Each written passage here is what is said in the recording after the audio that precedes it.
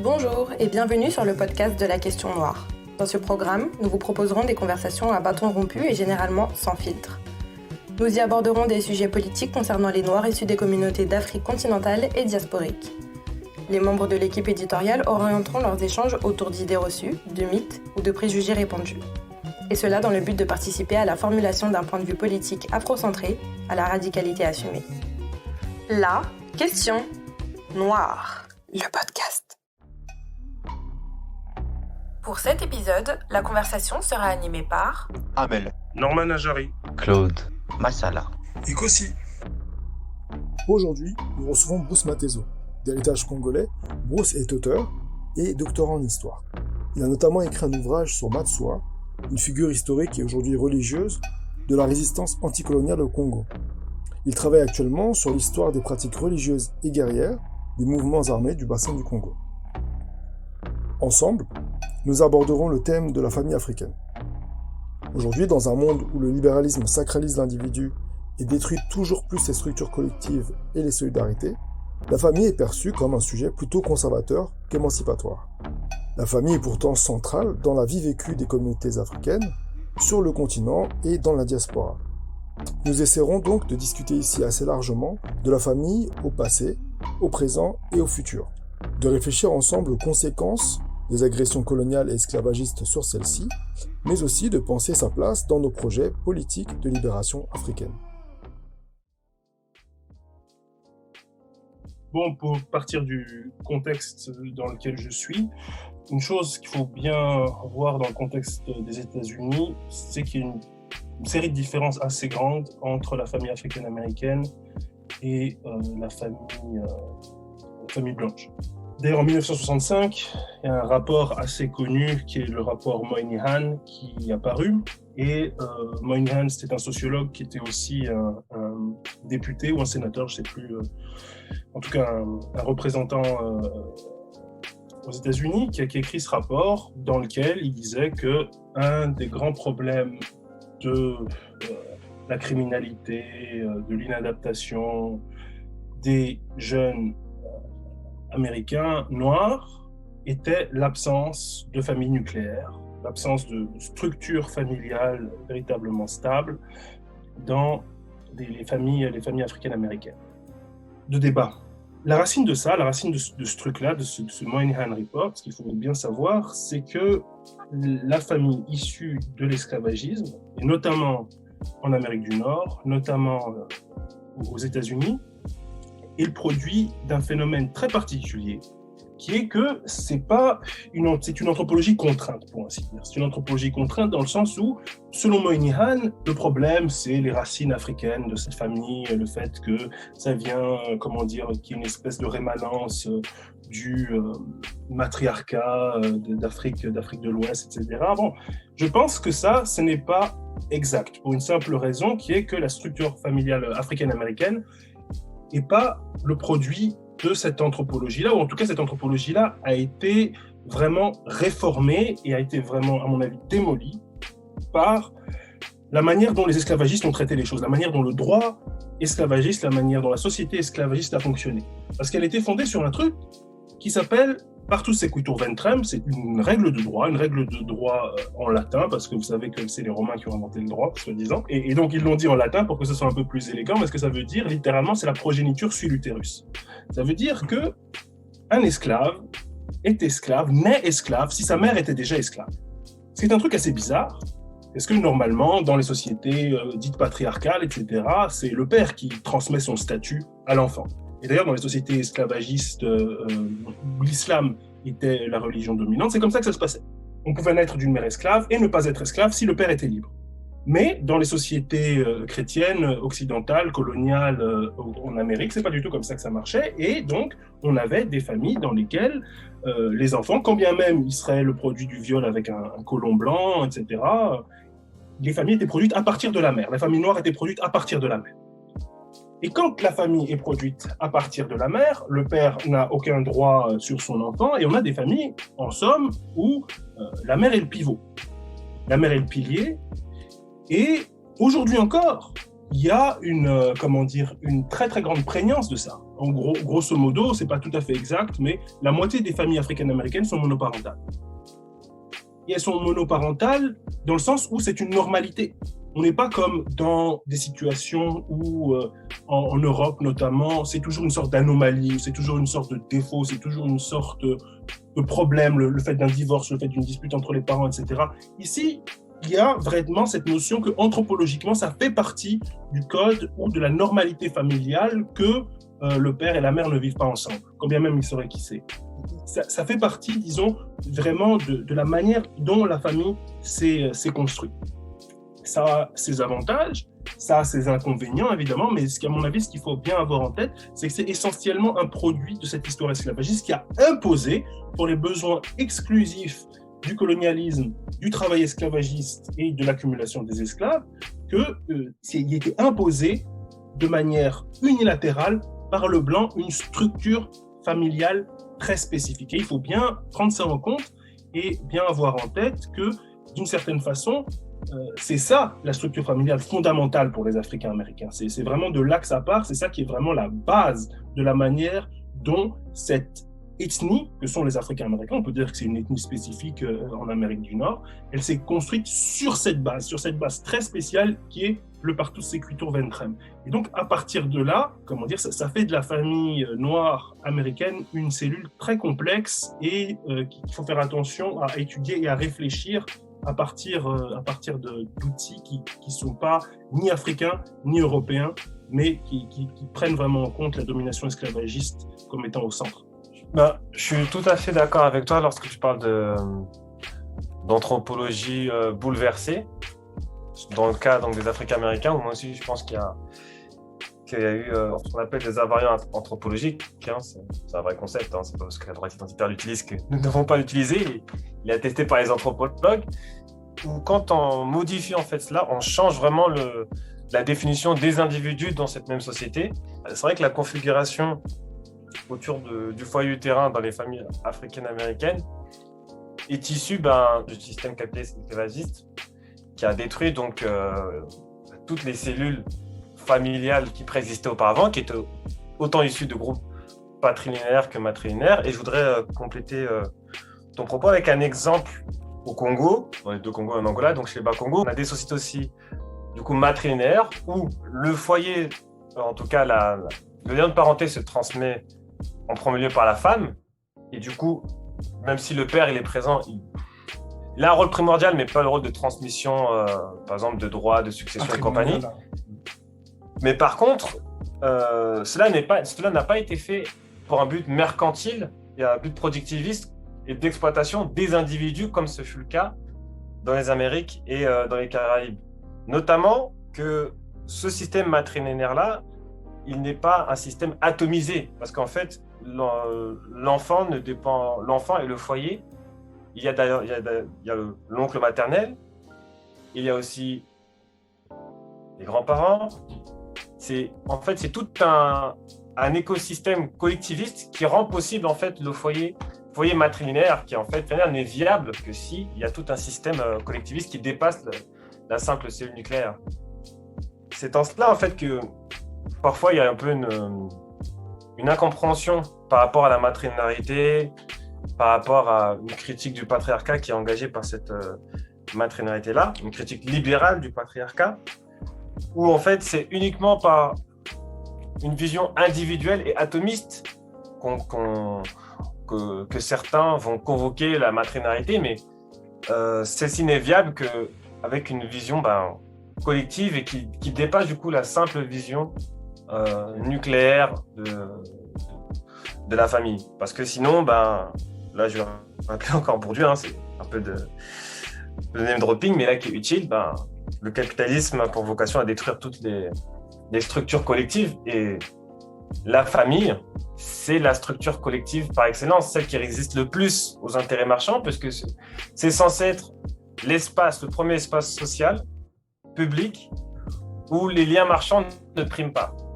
Or, nous, les peuples africains, nous avons été ceux qui ont été déshumanisés, notamment en détruisant le dernier espace sacré non marchand entre entre les humains, quoi. Et nos familles, du coup, pour cela, ont été attaquées, en fait. Parce qu'attaquer la famille, c'est vraiment toucher un invariant anthropologique qui empêche, en vérité, toute reconquête sociale, politique, autant de souveraineté individuelle que collective. Pendant la colonisation aussi, les politiques coloniales, en Afrique subsaharienne, mais aussi ailleurs, ont cherché à dominer et maîtriser la famille à plusieurs buts. Un but certes mercantile, mais surtout un but aussi d'ajustement sur le modèle libéral occidental. L'un des moyens de lutter en fait contre cette tentative d'avoir une emprise sur les sociétés africaines, ça a été de recréer un espace collectif social non marchand, et c'est pour ça que c'est passé notamment par les églises indépendantes. Dans les églises indépendantes, on a essayé de reconstruire quoi? Vu que l'ensemble clanique, donc c'est-à-dire des ensembles claniques qui correspondaient donc aux familles élargies, extra-élargies, avec les systèmes d'alliance, tout ça, ont été détruits. En tout cas, il y a une tentative de les détruire via la colonisation, le droit, l'application notamment, quand tu as dit, des dérivés du droit romain, le droit sur la terre, la montée, pour spécifiquement des Congos, la montée du droit paternel, mais pour atomiser les cellules familiales, les églises indépendantes, on a essayé de recréer un espace social où les relations entre les individus n'étaient pas définies par un rapport de marchand, mais un rapport sacré de parenté. Et ça a été une manière de recréer une sorte de nouveau lien clanique. Là, je pense au kibanguisme, je pense au matswanisme, je pense aussi au harisme en Côte d'Ivoire, aux églises dites sionistes en Afrique du Sud aussi, à la fin du XIXe siècle. Donc, je suis assez d'accord avec ton intervention, et surtout sur la notion d'anthropologie remodée, détruite. C'est vraiment parce qu'on nous a atteint au cœur, en fait, c'est de la destruction de nos systèmes familiaux. Donc, du coup, si on veut être dans une renaissance, reconquête, il faut absolument penser le modèle familial. Et au-delà du système familial aujourd'hui libéral, cellulaire, qui à mon sens ne peut pas suffire à faire communauté. Vraiment, ce serait absurde. Moi, j'ai l'habitude de dire qu'une communauté, c'est pas un club de lecture. Donc, si on ne passe pas, entre autres, par le système familial, sans que la famille soit non plus un carcan, mais ça, on aura l'occasion d'en reparler, je pense que toute pensée d'émancipation individuelle et collective est vaine ou du moins incomplète. Ouais, je veux revenir sur un terme que tu as utilisé, tu parlais de famille, quoi, cellulaire, c'est ça? Je pense qu'il y a aussi une question de définition de la famille. Parce que pour moi, en tout cas, et je pense qu'en sociologie aussi, la famille, elle est dépendante de l'environnement politique et économique dans lequel elle se situe. Du coup, c'est forcément un sujet politique quand il s'agit d'Afrique, puisque nos structures économiques et politiques ont été fondamentalement au moins déstabilisées, au pire détruites.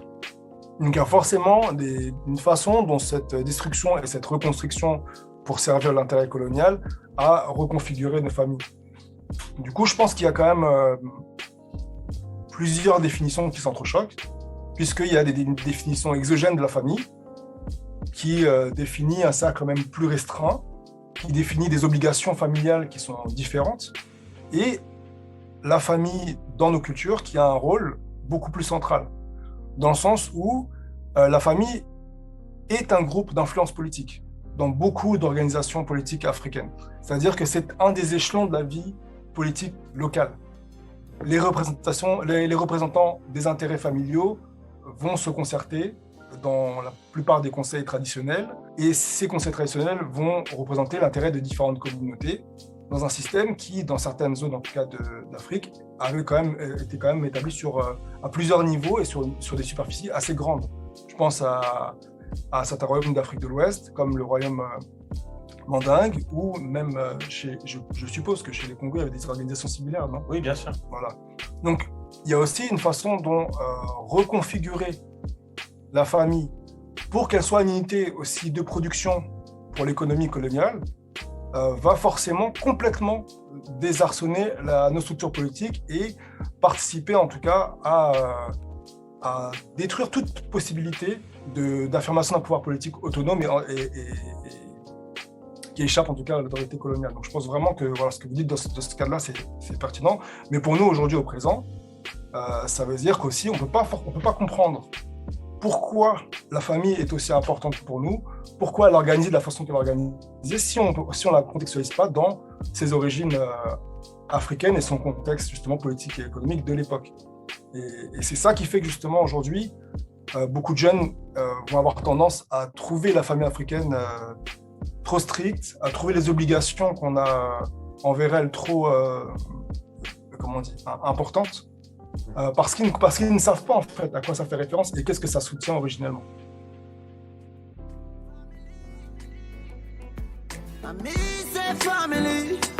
Me love me family, them do me heart. Me would do the earth, one of them. Real kill it, dead to the end, dead from me start. Me real better them. Cause them no know when we a buy 3 sardines and the 1 pound of rice from shop. And them no know when we a get chased by cops and the mac and the handgun job. And all the woman make it now. Me know how struggle feel. And me know all of the pussy them. I know who fucking real. Now make them trick me and kill me. No way, you must see blood glamour. Life are the greatest thing that me no left go, now me no left my God. Can't trick me and kill me. No way, you must see blood glamour. Life are the greatest thing that me no left go, now me no left my God. And me energy them want thief. When me see it clear, say them a mango. Them know say that you and a friend, me no play like rhythm and blues. Man loyal, too loyal. Someone with his think of like good royal.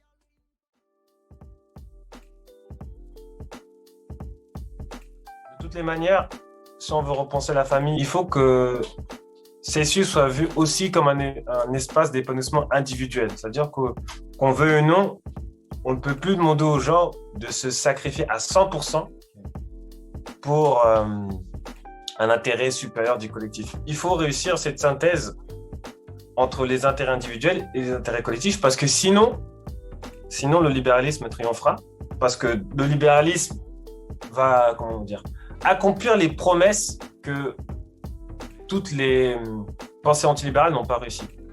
Il y a des gens qui ont intérêt à être libéraux parce qu'à l'échelle individuelle, ça leur apporte un confort matériel, ça apporte aussi un confort psychologique.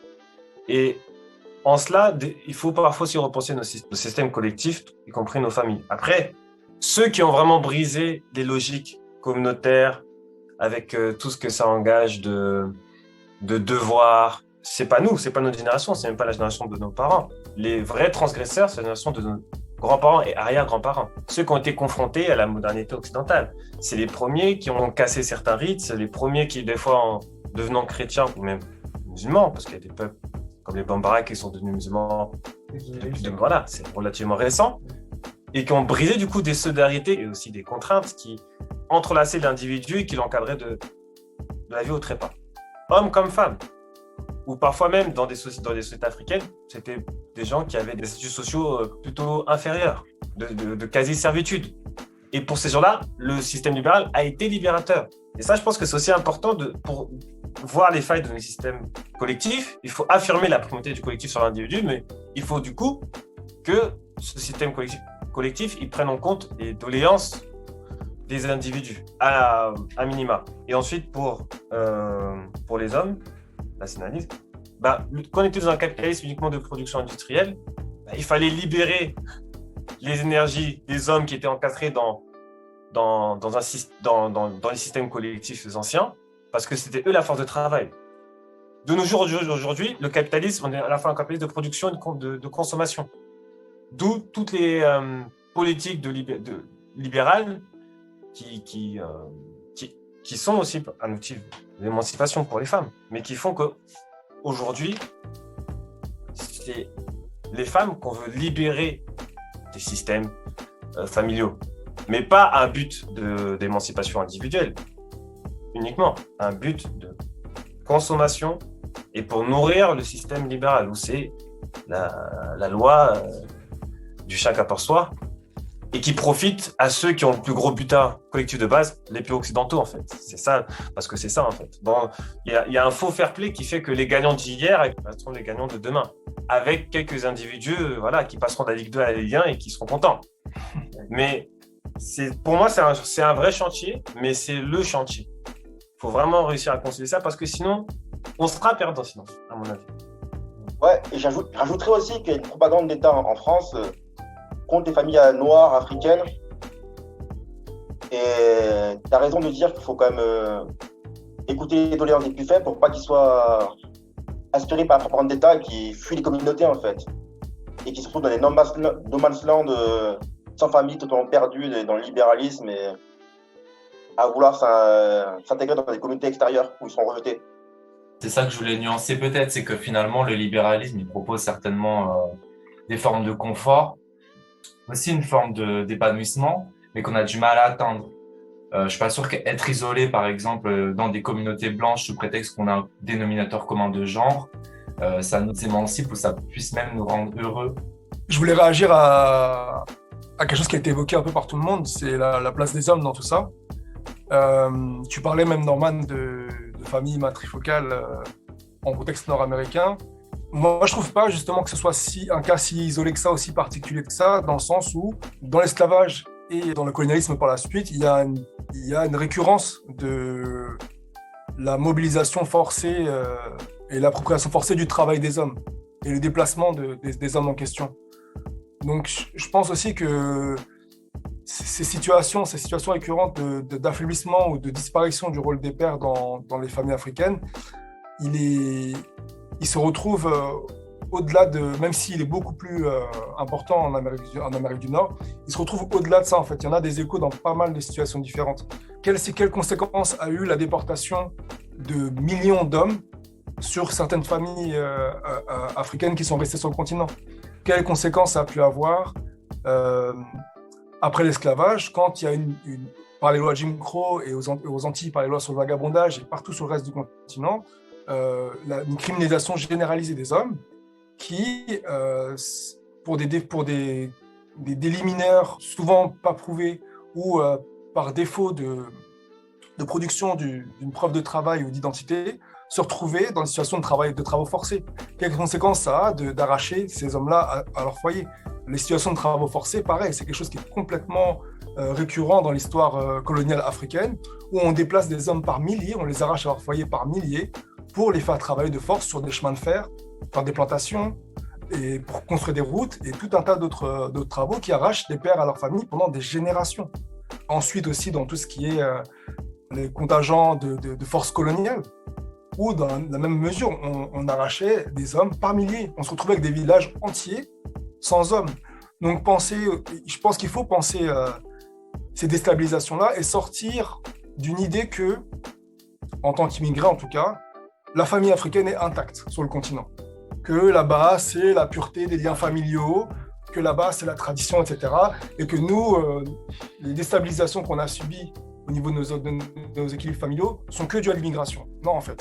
On hérite quand même d'une histoire plus que centenaire de déstabilisation profonde des liens familiaux et parentaux. Et je pense que ça, c'est un truc quand même à prendre en compte si on veut réfléchir nos structures familiales et aussi dépasser en fait certaines limites qui existent aujourd'hui. Non, je suis tout à fait d'accord et c'est pour ça que j'ai parlé un peu de la génération de nos grands-parents et grands-parents, parce que c'est eux en fait qui ont été les premiers confrontés à la destruction en tout cas la tentative de destruction des systèmes familiaux africains, afro-descendants et vraiment africains par rapport à la période coloniale. Donc là où la colonisation devient vraiment effective, c'est-à-dire à la fin de ce qu'on appelle la période dite de pacification, la conquête tout simplement, parlons français. Donc c'est grosso modo juste avant la Première Guerre mondiale. Et c'est cette génération-là qui vraiment a subi, comme tu l'as dit, les déplacements de villages, la dite mise en valeur des territoires, donc la réquisition pour les travaux forcés, et l'imposition des systèmes monétaires occidentaux, européens.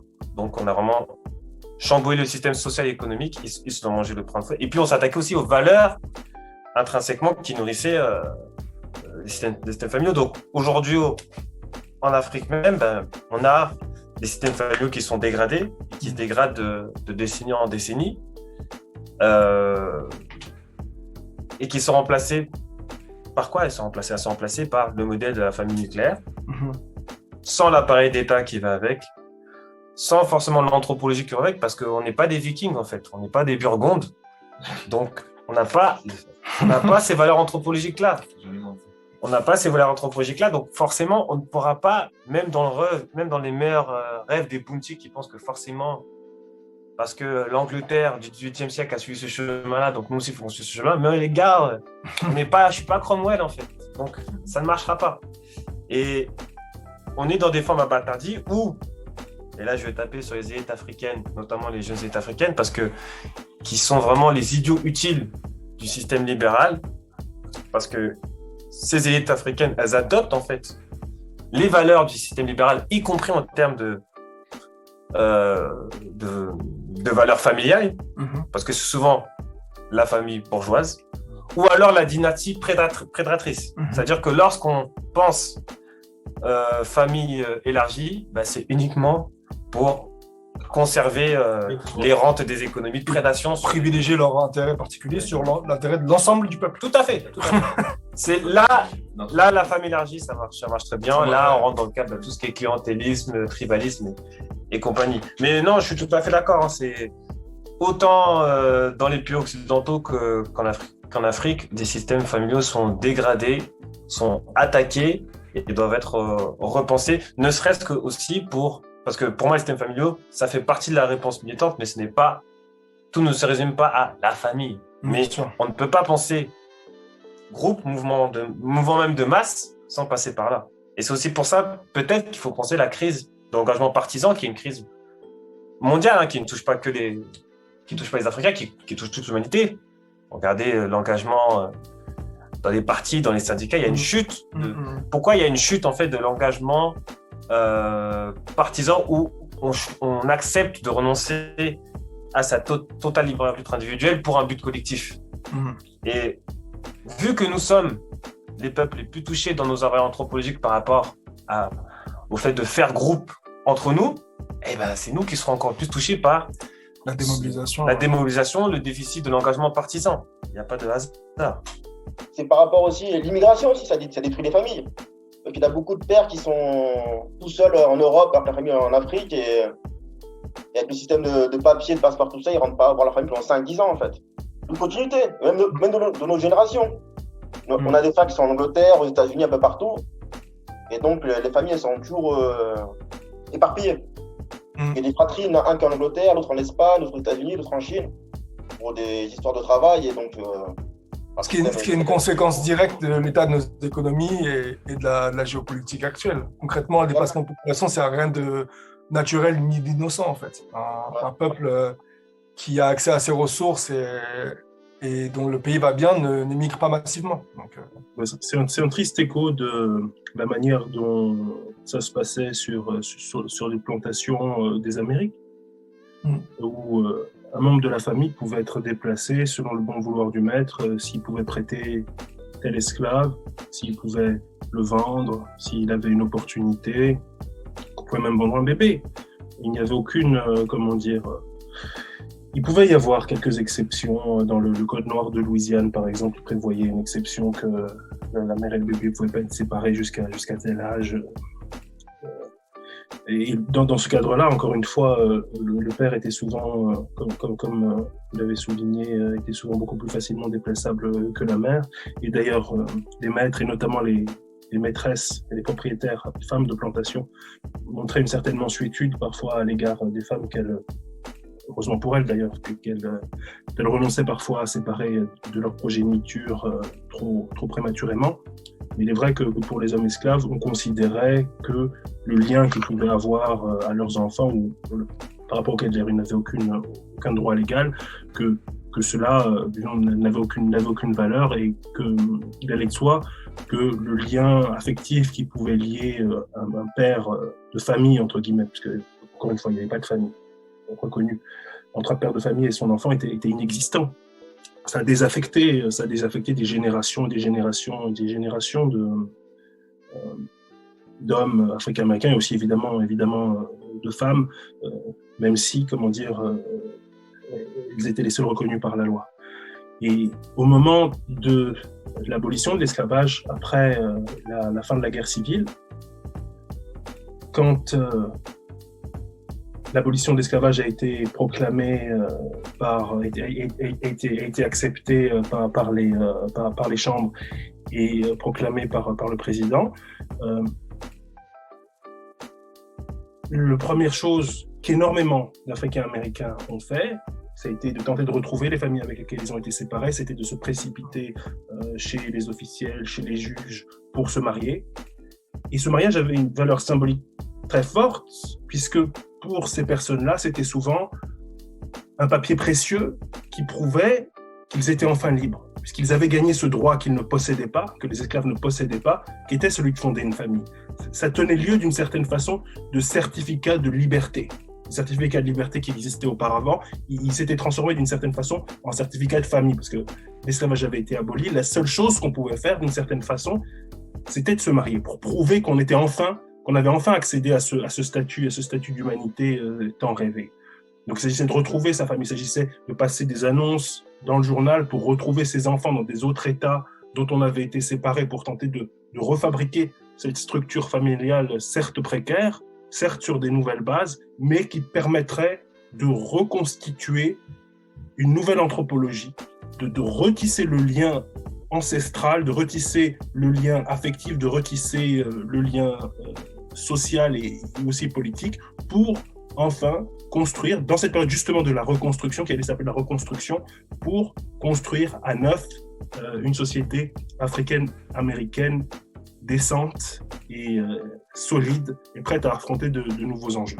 Et donc la famille était vraiment considérée par énormément de personnes réduites en esclavage à ce moment-là comme ce qui allait les arrimer à l'humanité, ce qui allait les faire passer dans une nouvelle étape et ce qui allait être d'une certaine façon, ce qui allait les propulser dans leur propre avenir. Il y a quand même des configurations particulières. Par exemple, tout à l'heure, tu parlais des enfants des maîtres qui étaient en Amérique du Nord rattachés à leur mère.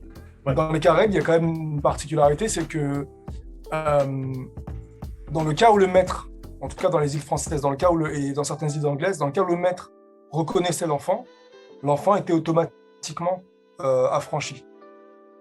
Alors, du coup, ça crée une situation bizarre où la seule façon d'avoir une progéniture libre pour une mère esclave, c'est d'accoucher en dehors de la plantation, donc de s'échapper, ou de faire reconnaître un enfant par son violeur. C'est quand même, ça crée des situations assez bizarres. Et ce qu'on remarque en plus par la suite, qui est également intéressant, c'est que ces enfants d'esclavagistes ne reproduisent pas le modèle familial plantationnaire. Ils ne reproduisent pas de famille matrifocale. Parce qu'ils aspirent à construire leur capital, à se constituer comme classe bourgeoise ou en tout cas mercantile là où ils sont, parce que il y avait quand même des droits qui étaient assez limités pour les mulâtres.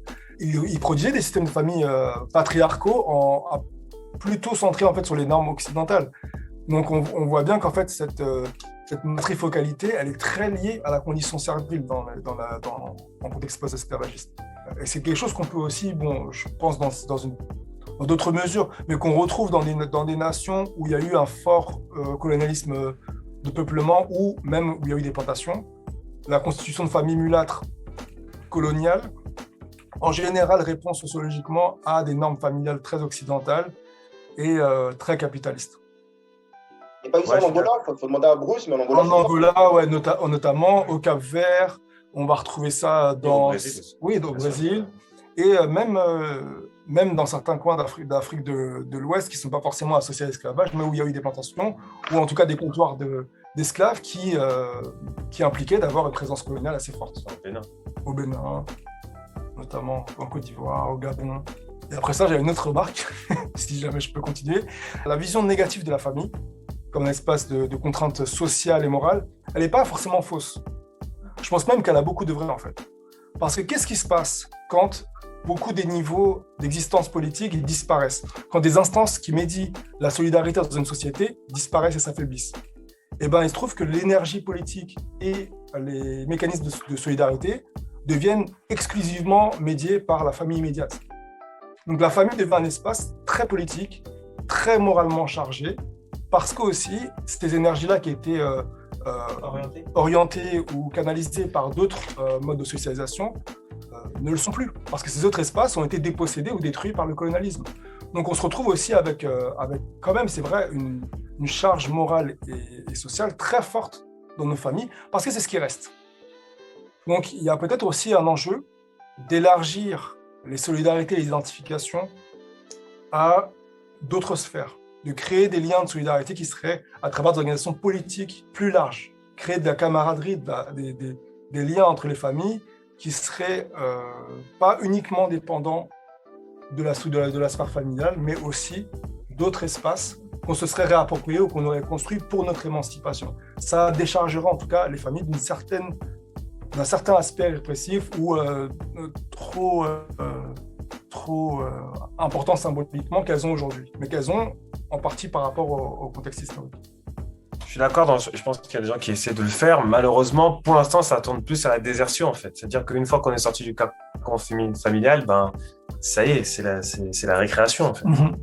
Donc, c'est pour ça que moi, je pense que le système familial, les systèmes familiaux, il faut les sublimer, c'est-à-dire qu'il faut les dépasser, mais on doit se baser dessus, mais ne pas être résumé à cela. Parce que si on ne fait pas le travail de se baser dessus, ce qui veut dire que ça nous définit à minima, bien sûr, identitairement, politiquement, culturellement, bah, les gens vont se définir uniquement que comme des individus ensuite. Parce que nos sociétés ont été attaquées jusqu'à ce niveau anthropologique-là. C'est ce qui nous différencie fondamentalement des autres sociétés colonisées. Parce que l'Occident a mis à l'amende tout le monde. Mais l'Occident n'a pas mis à l'amende tout le monde jusqu'à ce que ce niveau nucléaire l'Occident n'a pas atteint à ce point cet avail anthropologique qui fait que, à la moindre pichenette que le monde libéral met à nos sociétés, ben, toute notre cohésion sociale s'évapore. Ça, c'est vrai. Dans les Amériques, c'est vrai. En Europe, et c'est aussi vrai en Afrique. C'est aussi vrai en Afrique, mais sauf qu'en Afrique, il y a des conditions matérielles et culturelles qui font que l'individualisme est vraiment difficilement réalisable. Mais pour l'instant, parce que ça va arriver tôt ou tard, en tout cas jusqu'à un certain stade. Mais moi, je suis d'accord avec toi. Mais là, je vais prendre un modèle, donc la société Congo, on va dire, du 19e siècle. Pourquoi du 19e siècle? Parce que c'est une société qui est ravagée par la traite transatlantique. C'est-à-dire que son système politique qui était étatique s'est effondré. Bon, il existe, mais voilà, le royaume Congo, il est à peu près résumé à sa capitale. Et ce n'est plus une entité étatique comme ça a été au 15e, 16e siècle. Donc là, qu'est-ce qui subsiste? Il subsiste les systèmes claniques. Les systèmes claniques qui sont basés du coup sur des liens de parenté, mais pas uniquement bien sûr des liens de parenté, mais élargis. Et à côté de ça, vous avez différents types, bon, certains appellent ça des associations, d'autres des confréries initiatiques, qui ne sont pas basées sur la parenté. C'est-à-dire que tout n'est pas basé sur la parenté. Et en effet, ça permet aux individus de respirer, de trouver des espaces, et comme tu l'as dit, de libérer des forces, des énergies autres que juste dans l'espace familial de parenté, qui soit élargi ou pas. Des espaces du libre arbitre, parce que pour les gens, la famille, c'est la contrainte, c'est ce qu'on n'a pas choisi, c'est l'héritage qu'on est obligé de porter. Héritage et parfois pour certains, fardeau. Sauf que sans cet héritage-là, comment nos mouvements politiques d'émancipation, sur quoi va-t-on se baser en fait?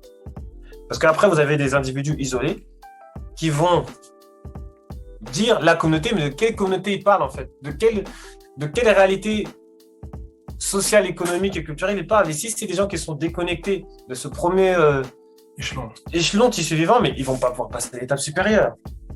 Ils ne vont pas pouvoir passer à l'étape supérieure. Et on le voit. C'est pourquoi il n'y a pas de mouvement de masse. Tous les mouvements de masse se basent... Quand je dis que ça se base sur les systèmes familiaux, bien sûr, ça ne veut pas dire que tout le monde dans la famille est dedans et ton quartier. Non, mais au moins, comment dire, ça irrigue en fait le mouvement et ça fait tache d'huile. Ça fait tache d'huile. Et nous, pour l'instant, je n'ai pas l'impression que ça marche, par exemple. Non, j'ai pas l'impression ici, en tout cas en Occident, pour l'instant, c'est pas le cas. En Afrique, c'est le cas.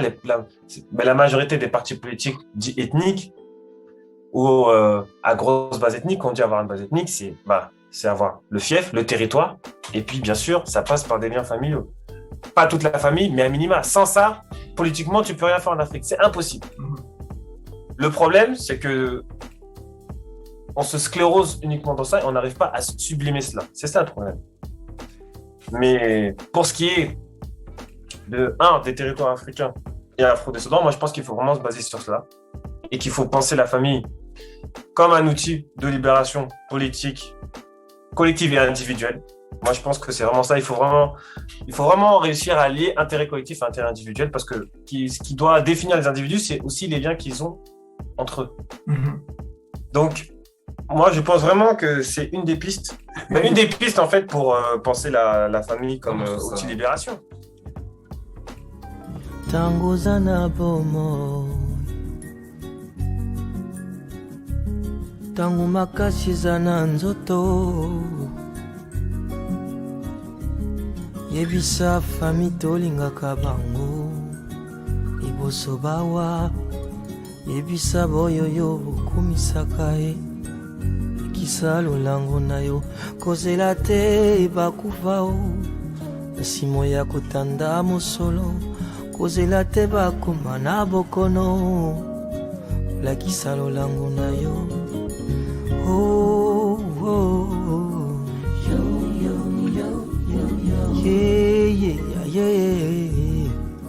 Yo, yo, yo, yo, yo. Tango zana bomoy Lakisa bango motindo kani Yolingaka bango Yolelaka mutemai Baoyo betelaka tolo Yebisa bango boye Jimukunanga bikolabe Oh, nakupenda Mumezolange Famille nalingi bino Mukulanga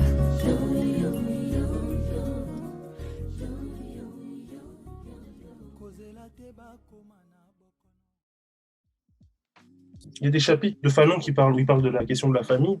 Je pense l'enjeu de cette affaire, faire de la famille un outil de libération, c'est exactement, disons, un espèce de processus qu'il décrit dans le cadre notamment de la révolution algérienne. En même temps, ce qu'il décrit au départ, c'est exactement l'inverse. C'est-à-dire que on a ce cas évidemment du fait de s'écarter, de s'éloigner de la famille parce que c'est une institution oppressive, etc., pour aller dans une logique libérale.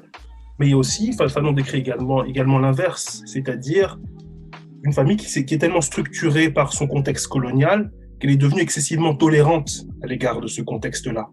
Et que, évidemment, quand le contexte social est cohérent, quand le contexte social, disons, va de soi, il n'y a pas besoin il n'y a pas ces aspirations à se dire je vais quitter ma famille, je veux autre chose, j'ai besoin d'une autre situation parce que on sait comment ça doit marcher, on a l'idée de ce que notre idéal est censé être. Mais le colonialisme ou bien l'esclavagisme, ça met en place beaucoup d'incohérences. Et ça fait qu'il y a des projets de société différents qui s'entrechoquent et qui coexistent. Et dans ce cadre-là, quitter la famille, c'est pas forcément aller vers une perspective libérale et individualiste. Ça peut être aussi entrer dans une lutte de libération, comme le dit Fanon. Et après, à partir de ce moment-là, l'enjeu, c'est d'essayer de ramener la famille sur ces bases-là. Parce qu'elle n'est pas en soi une institution de la révolte, une institution anticoloniale, une institution, qui va s'opposer à la suprématie blanche, qui va s'opposer au capitalisme, etc. Ça peut être très exactement l'inverse.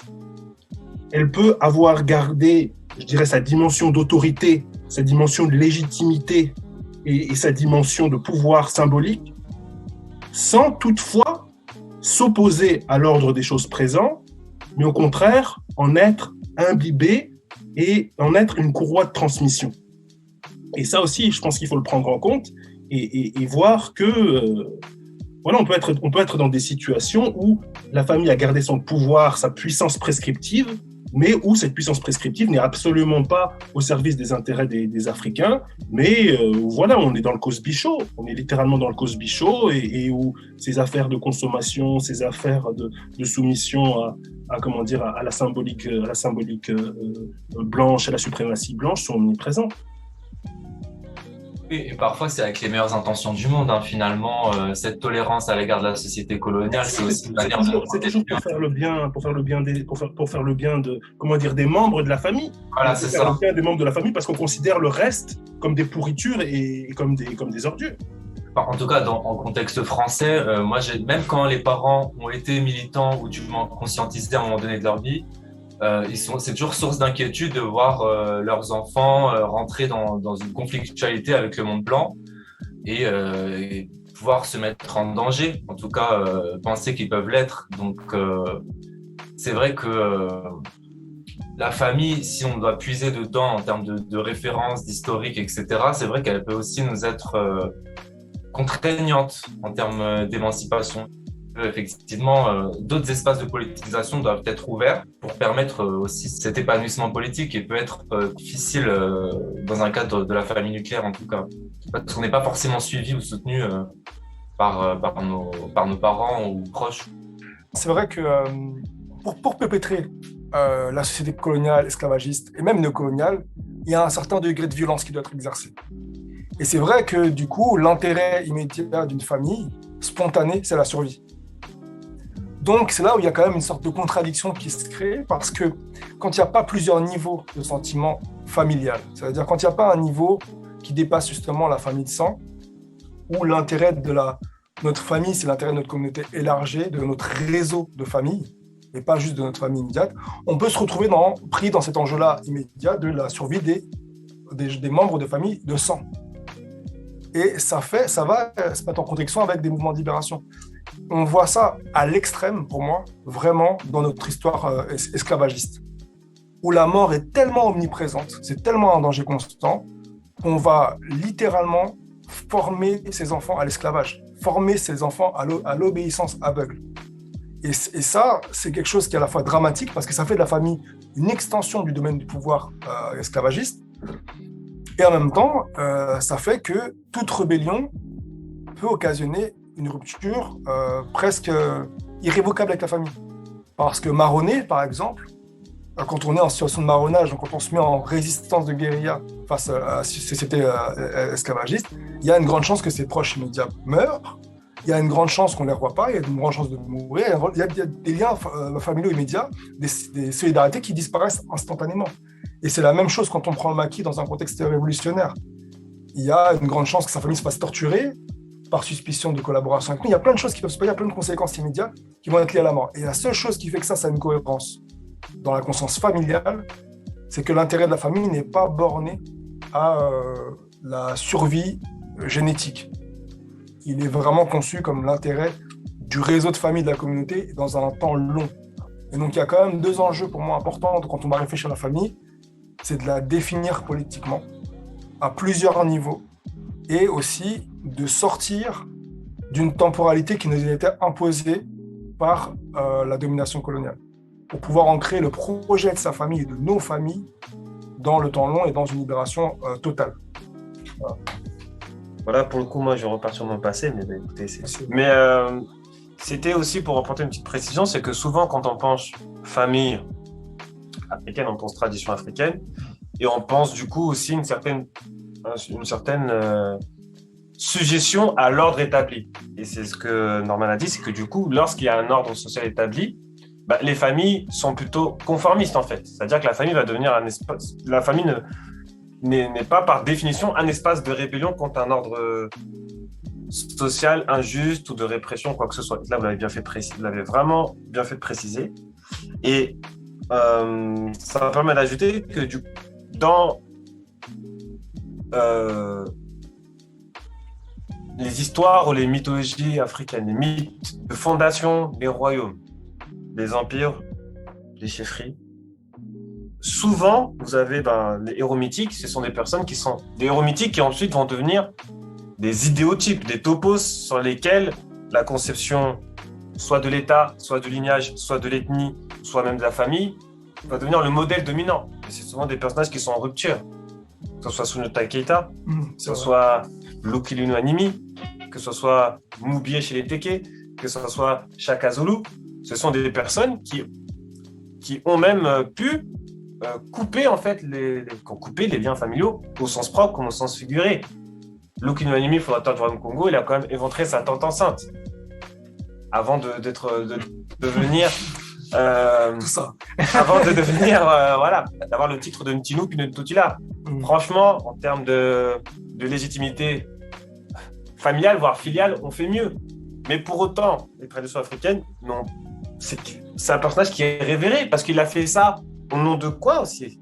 Et c'est en cela que ce rappel que vous avez fait, ça permet de donner une nouvelle dimension à la discussion parce que souvent on va dire la famille comme valeur africaine en soi, tout ça, mais si par exemple moi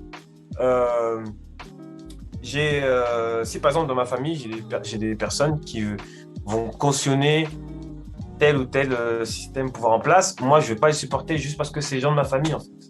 C'est-à-dire que mon intérêt familial direct, alors que peut-être que je peux grailler par exemple grâce à ça, que fin de la journée, moi c'est l'intérêt du peuple, de la communauté, de la nation qui domine. Et certes, mon intérêt familial il s'emboîte dedans, mais mon intérêt familial il est sublimé par l'intérêt du peuple et de la nation. Et ça, on a bien fait de spécifier que la famille peut être un outil aussi réactionnaire. Et ça, c'est que par définition, ce n'est pas un espace safe. Mais en tout cas, ça doit être un espace de conquête pour que ça soit safe pour les individus en tant que tels et pour la cause ou les causes que nous défendons politiquement. Ça, c'est vraiment bien de le rappeler. D'actualité, il y a plein de choses parce que de toute façon, même sans avoir des politiques tout à fait dirigées par la famille, il y a des conséquences immédiates sur la famille des politiques racistes et néocoloniales. On est en plein dans une phase où depuis, on va dire moins de 10 ans, mais avec une force accrue, il y a un discours sur la famille africaine lié à la démographie qui est très présent chez les élites occidentales, qui au début était un peu marginal, au début était cantonné aux démographes et scientifiques d'extrême droite, et aujourd'hui fait partie de la parole d'État. Tous ces récits, tous ces propos sur la surnatalité, les familles nombreuses, en France et en Afrique, on parle de la famille africaine en fait. Ceux qui sont trop, ce sont les Noirs. Et il y a vraiment ce truc-là de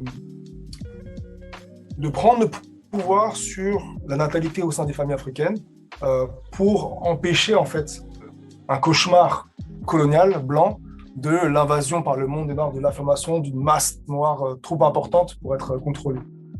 Donc je pense quand même qu'aujourd'hui on peut pas non plus dire que la famille que l'agression contre la famille de la part de l'Occident c'est quelque chose du passé, parce que c'est quelque chose qui continue et qui prend de nouvelles formes. En l'occurrence aujourd'hui le contrôle de la natalité, le contrôle des naissances, mais qui est quand même toujours tout à fait d'actualité. C'est quoi leur prévision d'ailleurs pour 2050 au niveau 2 milliards, je crois. 2 milliards d'Africains.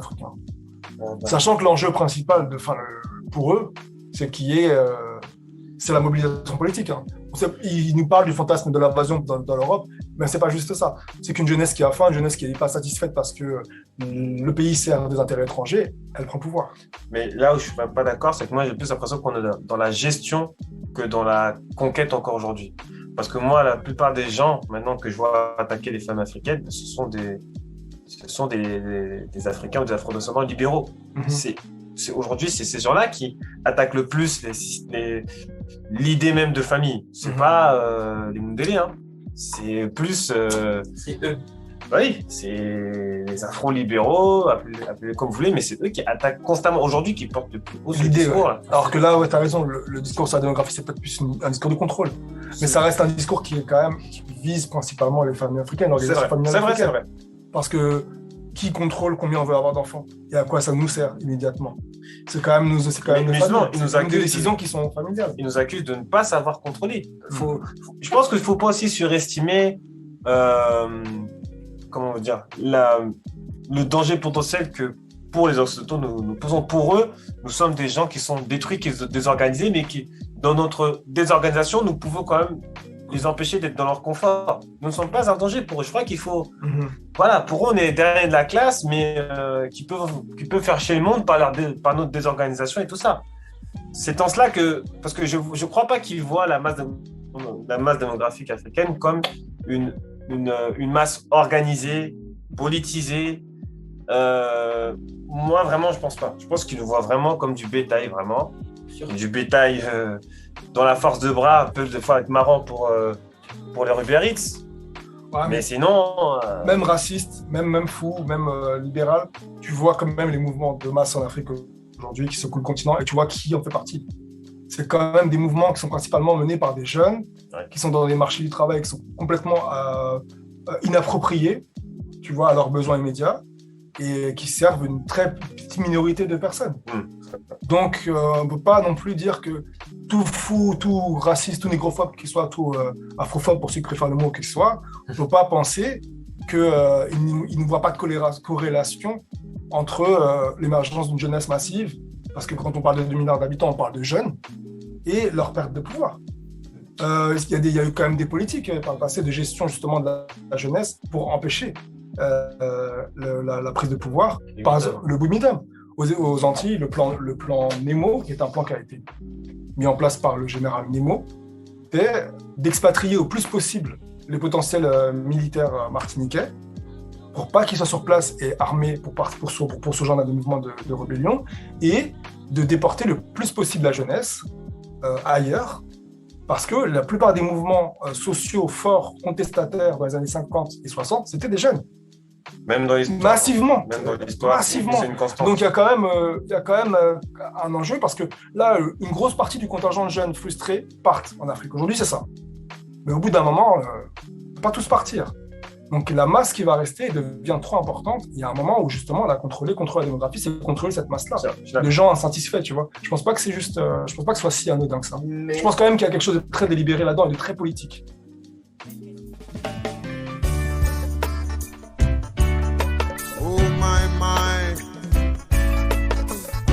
I need some time to learn. But you can't blame the youths. You can't fool the youths. You can't blame the youths of today. You can't fool the youths. You teach the youths about Christopher Columbus, and you said he was a very great man. You teach the youths about Marco Polo, and you said he was a very great man. You teach the youths about the pirate Hawkins, and you said he was a very great man.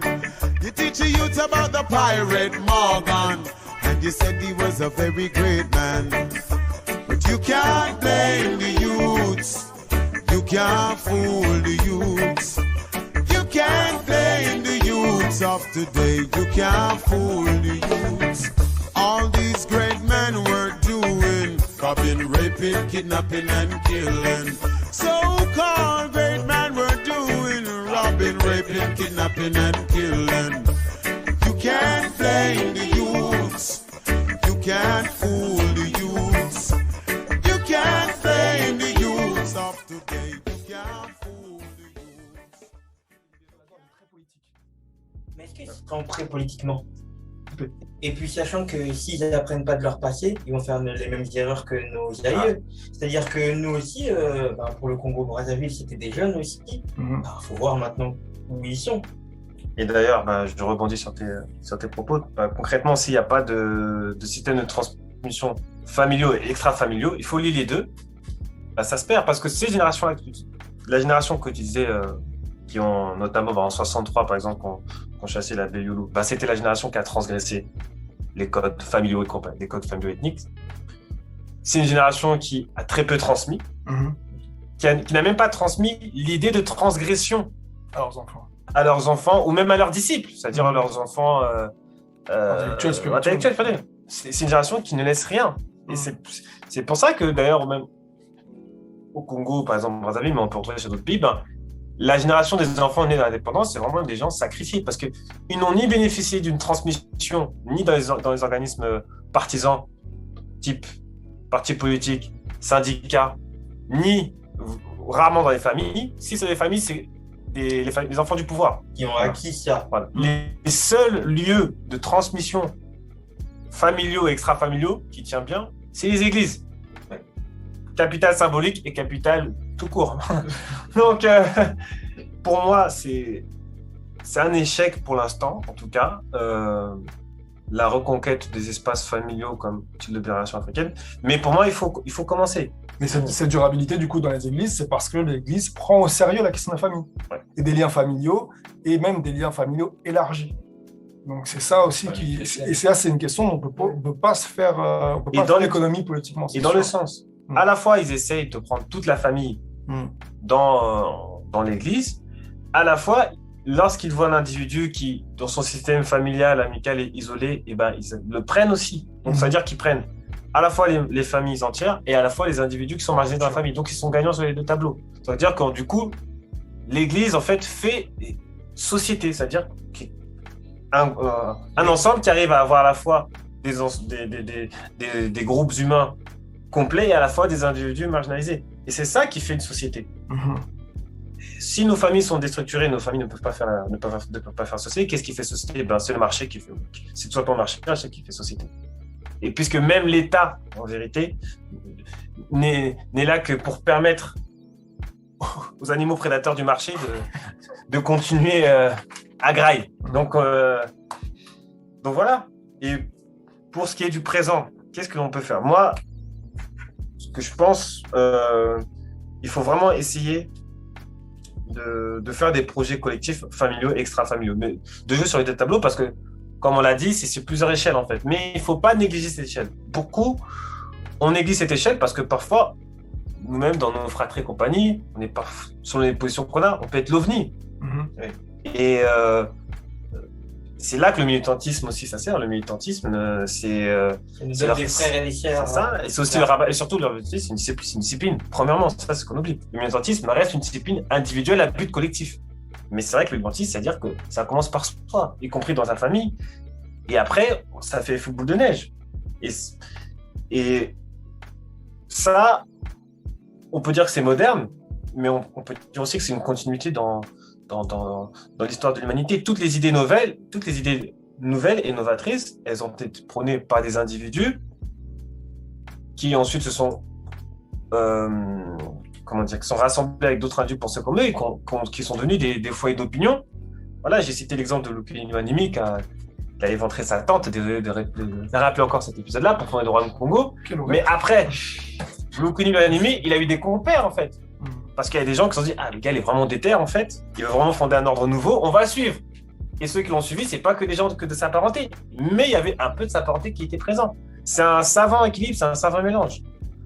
Sauf que maintenant, si on ne se base que sur le groupe de parenté, là, ça peut servir que des intérêts particuliers.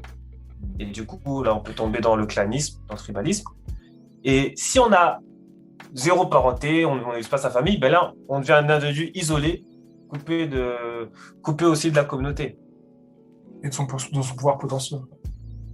Mais c'est vrai que se reposer uniquement sur sa famille, je pense qu'il faut aussi pouvoir dire que dans un contexte occidental, c'est pas possible pour tout le monde. Il y a beaucoup de personnes noires ou afrodescendantes qui ont une trajectoire familiale complètement détruite. Moi, je pense beaucoup aux Caribéens. Entre les déportations esclavagistes de l'Afrique aux Caraïbes, puis ensuite les processus de créolisation qui détruisent la cellule familiale et qui individualisent les gens entre eux, puis ensuite les déportations de travailleurs, poliment appelés le boomidom. On a beaucoup de personnes qui, en métropole, sont complètement disloquées. Et donc c'est vrai que c'est pas forcément évident ou facile pour tout le monde de se reposer uniquement sur sa famille et pouvoir créer des familles comme ça dans d'autres lieux. Je parlais tout à l'heure des églises. C'est vrai que les églises, effectivement, tu as beaucoup de personnes qui vont faire famille parce que ça n'a pas été possible autrement. Et après, il y a d'autres enjeux, effectivement, par exemple pour l'église, c'est comment faire un espace de politisation. Parce que je ne suis pas sûr que toutes les églises, en tout cas en France, permettent le renforcement d'un pouvoir noir. Je pense que même elles peuvent être à l'inverse, mais ça rejoint exactement ce qu'on disait sur comment la famille aussi peut être réactionnaire, oui, ou pacificatrice ou contre-révolutionnaire. L'Église noire en France, ça pourrait vraiment être un truc de fou, mais pour l'instant, c'est pas gagné, quoi. C'est un espace de socialisation qui est indéniable en France, mais comme tu dis, Amel, c'est tout un chantier. Ouais, c'est un chantier, mais ça pourrait faire mal, hein, franchement.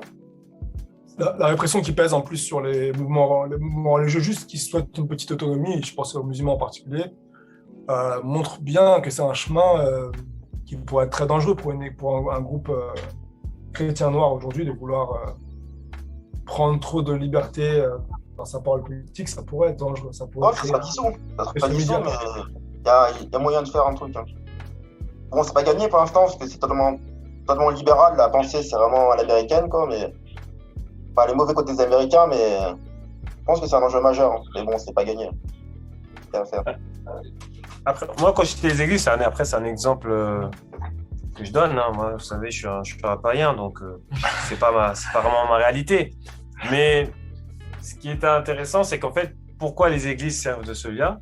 Moi, je pense que parce que ce sont des lieux du sacré, en fait. Et le sacré, c'est les choses qui ne se marchandent pas. Comme en vérité, la famille, c'est un espace aussi sacré, où en fait, on n'est pas défini par les rapports d'intérêt qu'on a avec les gens.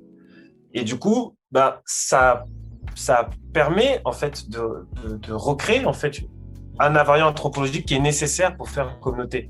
C'est pour ça que ça marche. Sauf que, Armel, tu dis que les églises ont des choses à faire. Bon, en Afrique subsaharienne, on a vu, parce que les églises indépendantes, beaucoup de pays africains se sont basés sur les églises indépendantes justement pour servir le roman national. On a vu les limites de cela. Par exemple, le kibangisme au Congo-Kinshasa, c'est la deuxième plus grande confession en religion du Congo-Kinshasa. Après le catholicisme. Tu vois, après le catholicisme. Au Congo-Brazzaville, c'est assez présent. En Angola aussi. En Afrique du Sud, il y a aussi les plus anciennes églises dites noires indépendantes. Elles sont en Afrique du Sud parce qu'elles datent de la fin du 19e siècle. C'est pas des calvinistes? Non. Il y a des églises Zoulou, baptisme, mission de il y a plein les Zoulous, il y a beaucoup de syncrétisme depuis longtemps. Donc, mais on voit les limites. Les limites, c'est que tout le monde n'est pas dans ces églises-là déjà. Donc, ce n'est pas non plus. C'est pas du commun pour tous. Pas autant que l'État. Et il y a une capacité des églises, elles ont une capacité révolutionnaire au début, mais dès qu'elles s'institutionnalisent, elles font des accords avec l'État. Et vu que l'État, il est postcolonial, l'église, si elle est révolutionnaire, elle est démantelée en fait. Voilà, il y a Boudou Dia Congo par exemple en RDC, ils ont eu des cas, ils ont connu des répressions massives, près de 800, 900 morts en 2008, en 2009 dans le Congo central. Donc, les Matsoanistes au Congo-Brazzaville, c'est simple. Youlou les a déportés dans tout le Congo avant le Moyen Congo. Le Moyen Congo à l'époque. Et un peu au Tchad aussi, c'est vrai. Dans toute l'Afrique équatoriale française, tout simplement. Donc, moi, les églises, en fait, je trouve ça intéressant comme exemple parce que ça illustre en fait le besoin de sacré pour les gens. Après, quand je parle de sacré, c'est pas forcément la religion, c'est juste des espaces où en fait on n'est pas défini, quelque chose qui transcende. Voilà, qui nous transcende et qui n'est pas marchand en fait, que ne se monnaie pas. Et une communauté, c'est ça. Et donc les églises à voir, moi, c'est plus le symptôme qui est intéressant que je trouve que la solution. Avant, c'était pour certains. Les partis, notamment le Parti communiste, les liens communistes, les liens des syndicats, c'était très très très fort avant. Et c'est pas pour rien, parce que par exemple, là, je vais citer des syndicalistes congolais qui sont allés dans les années 50, qui ont fait des tournées en France via le PCF, bien que le Parti communiste français a été bien sûr très chauvin envers la question coloniale, mais il y a eu aussi des communistes français qui ont vraiment aidé aux indépendances africaines. Et c'est aussi une forme de sacré aussi. Le communisme, un sacré bien sûr qui est séculier, qui a été sécularisé, mais voilà, c'était quelque chose qui n'était pas marchand. Mais sauf que nous, on a tellement été détruits, en fait, que voilà,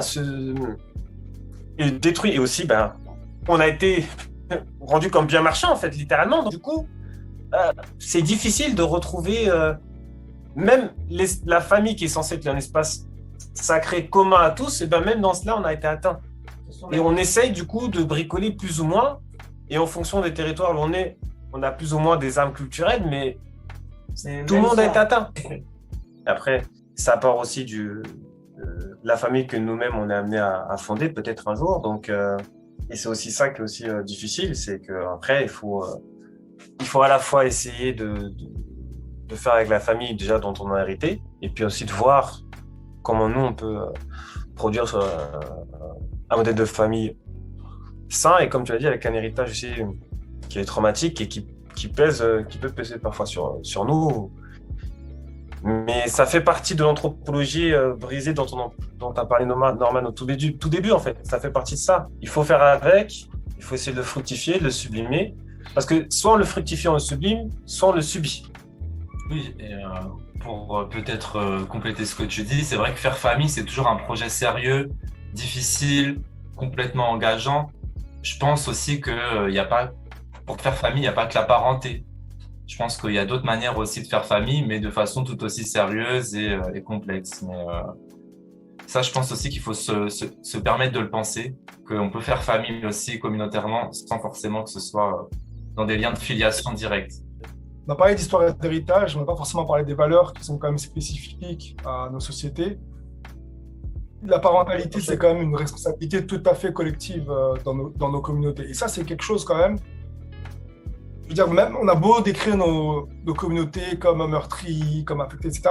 Il y a aussi des choses qui existent, qui sont préservées, qui sont dormantes, qui sont des fois plus actives, mais qui sont un patrimoine d'une grande utilité politique.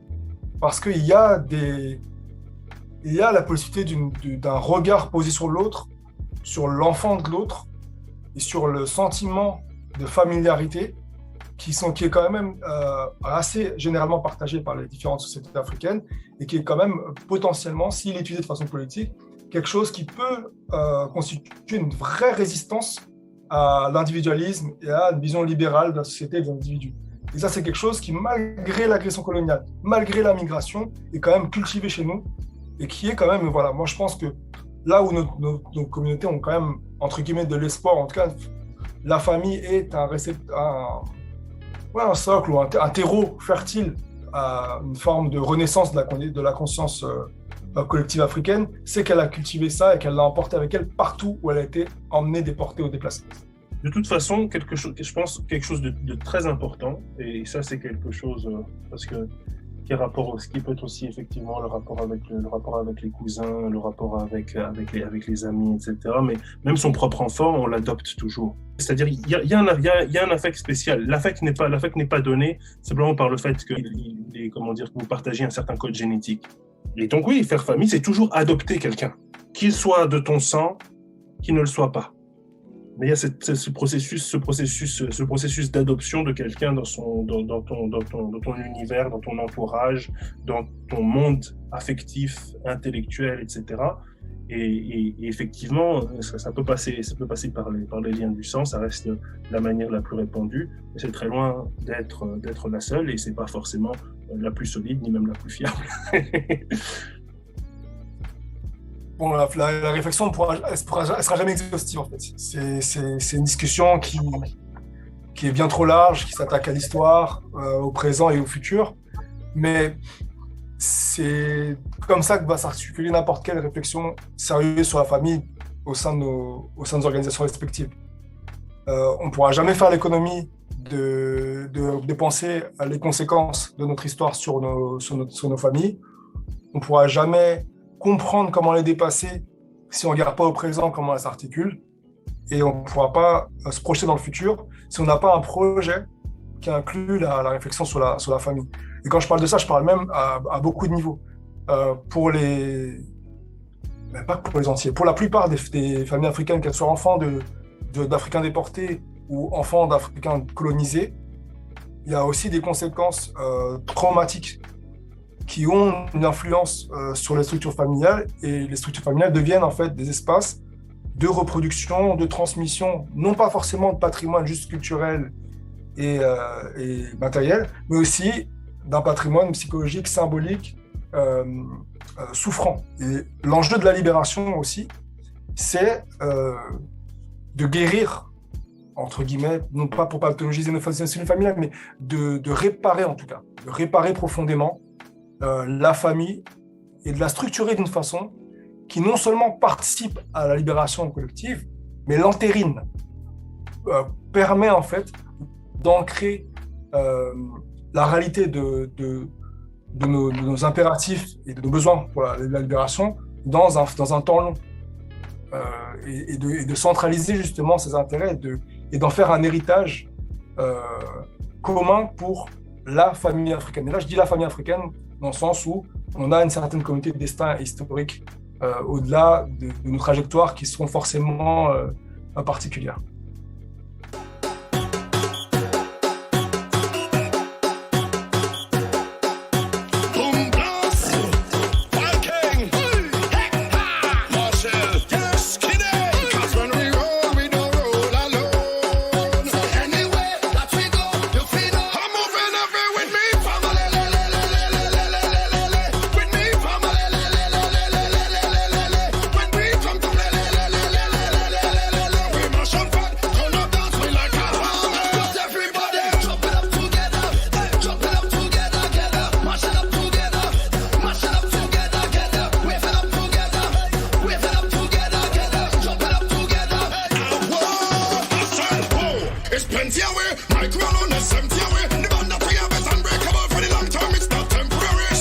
If you love family, show me your hand if it is one away.